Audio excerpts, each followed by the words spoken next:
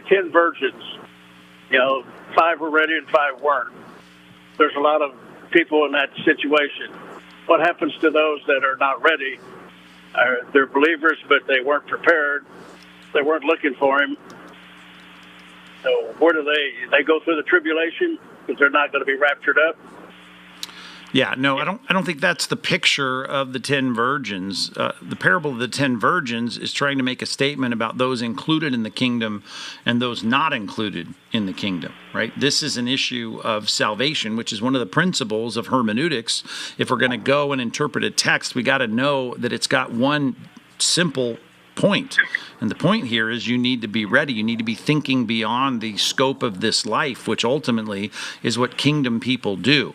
Now, you could say in the book of Hebrews, now this is a different concept, right? We should be waiting so that we don't shrink back when he appears in shame.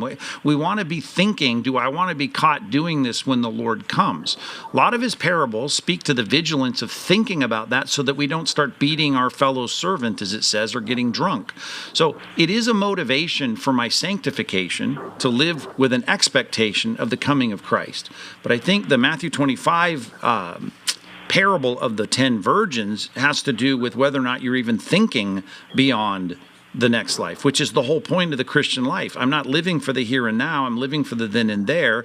Therefore, I have to make sacrifices now to follow Christ so that I can be included when the bridegroom returns.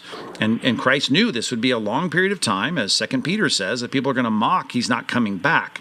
So I think we need to simplify what's going on in the parable of the virgins, and we need to understand that the issue that you're thinking of is addressed in Scripture, and it's addressed in Scripture when we start thinking about how we are supposed to be motivated in our holy living by the return of Christ.